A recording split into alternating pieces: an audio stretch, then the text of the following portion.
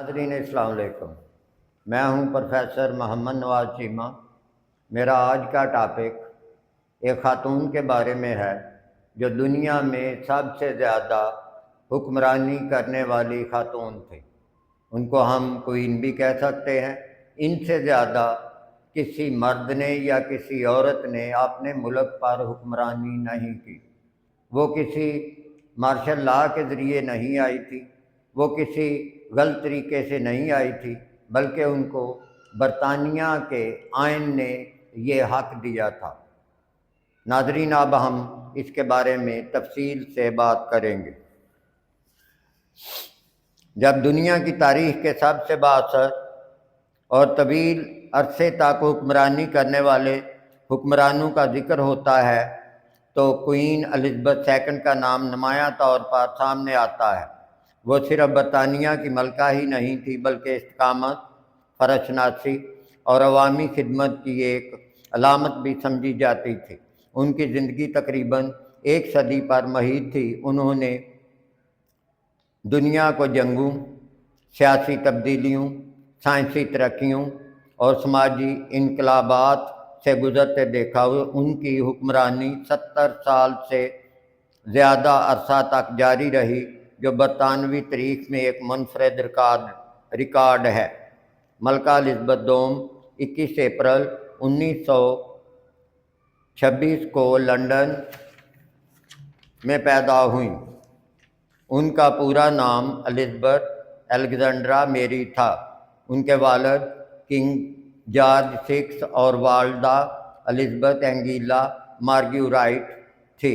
پیدائش کے وقت کسی نے تصور بھی نہیں کیا تھا کہ ایک دن وہ برطانیہ کی سب سے طویل عرصے تک حکمرانی کرنے والی ملکہ بنے گی، کیونکہ اس وقت تخت کے وارث ان کے چچا ایڈورڈ ہشتم تھے۔ الزبتھ کا بچپن شاہی ماحول میں گزرا، لیکن ان کی تعلیم عام شاہی بچوں سے کچھ مختلف تھی۔ انہیں گھر پر ہی نجی اساتذہ کے ذریعے تعلیم دی گئی۔ تاریخ، زبان، آئینی امور اور مذہبی تعلیم ان کے نصاب کا حصہ تھے۔ کم عمری ہی میں ان میں ذمہ داری اور نظم و ضبط کی جھلک نظر آنے لگی۔ ان کے قریبی افراد کے مطابق وہ سنجیدہ مزاج، مشاہدہ کرنے والی اور کم بولنے والی بچی تھی۔ 1936 میں ایک ایسا واقعہ پیش آیا جس نے ان کی زندگی کا رخ ہمیشہ کے لیے بدل دیا۔ ان کے چاچا ایڈورڈ ہشتم نے امریکی خاتون ویلس سمپسن سے شادی کرنے کے لیے تخت چھوڑ دیا۔ اس کے بعد الزبتھ کے والد جارج ششم بادشاہ بن گئے اور الزبتھ برطانوی تخت کی متوقع وارث قرار پائیں۔ اس لمحے سے ان کی زندگی میں شاہی ذمہ داریوں کا آغاز ہو گیا۔ جب دوسری جنگ عظیم شروع ہوئی تو الزبتھ ابھی نوجوان تھیں۔ جنگ کے دوران انہوں نے عوام کا حوصلہ بڑھانے میں اہم کردار ادا کیا۔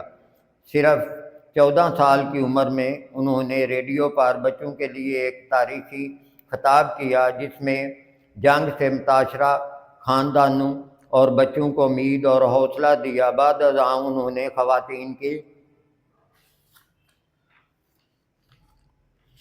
فوجی معاون سروس میں تربیت بھی حاصل کی اور گاڑیاں چلانا اور ان کی مرمت کرنا سیکھی۔ وہ شاہی خاندان کی پہلی خاتون تھی جنہوں نے باقاعدہ فوجی تربیت حاصل کی۔ 1947 میں ان کی شادی پرنس فلپ سے ہوئی۔ شہزادہ فلپ یونانی اور ڈینش شاہی خاندانوں سے تعلق رکھتے تھے۔ یہ شادی دنیا بھر میں توجہ کا مرکز بنی۔ دونوں کی رفاقت 7 دہائیوں سے زیادہ عرصہ تک قائم رہی اور شہزادہ فلپ ملکہ کے سب سے مضبوط ساتھی سمجھے جاتے تھے۔ ان کے 4 بچے ہوئے جن میں بعد میں بادشاہ بننے والے کنگ چارلس III بھی شامل ہیں۔ 1952 میں جب الزبتھ صرف 25 سال کی تھیں تو ان کے والد بادشاہ جارج ششم کا انتقال ہو گیا۔ اس وقت وہ سرکاری دورے پر کینیا میں موجود تھی۔ والد کی وفات کی خبر ملتے ہی ان پر ایک بہت بڑی ذمہ داری آ گئی۔ وہ برطانیہ اور دولت مشترکہ کی ملکہ بن گئی۔ 1953 میں ان کی تاج پوشی ہوئی جب پہلی بار ٹیلی ویژن پر براہ راست نشر کیا گیا۔ لاکھوں لوگوں نے یہ تقریب دیکھی اور یوں شاہی خاندان جدید میڈیا کے دور میں داخل ہوا۔ ملکہ الزبتھ دوم کی حکمرانی کے ابتدائی سالوں میں دنیا تیزی سے بدل رہی تھی۔ برطانوی سلطنت کے زیر اثر کئی ممالک آزادی حاصل کر رہے تھے۔ ملکہ نے اس تبدیلی کو قبول کیا اور دولت مشترکہ کے تصور کو مضبوط بنانے میں اہم کردار ادا کیا۔ ان کے دور میں برطانیہ ایک عالمی سلطنت سے جدید جمہوری ریاست کی شکل میں تبدیل ہوا۔ ملکہ کی سب سے بڑی خوبی ان کی غیر جانبداری تھی۔ برطانیہ کے آئینی نظام کے تحت بادشاہ یا ملکہ سیاسی معاملات میں براہ راست مداخلت نہیں کرتے اور الزبتھ نے پوری زندگی اس اصول کی پابندی کی۔ انہوں نے درجنوں وزرائے اعظم کے ساتھ کام کیا، جن میں ونسٹن چرچل سے لے کر لز ٹرس تک شامل تھے۔ سیاسی تبدیلیاں آتی رہی، حکومتیں بنتی اور ٹوٹتی رہیں، لیکن ملکہ مضبوطی کی علامت بن کر موجود رہیں۔ ان کے دور حکومت میں television, computer, internet, social media جیسے انقلابی ذرائع سامنے آئے۔ انہوں نے شاہی ادارے کو وقت کے ساتھ ہم آہنگ رکھنے کی کوشش کی اور عوام کے ساتھ رابطے کے لیے نئے طریقے اپنائے۔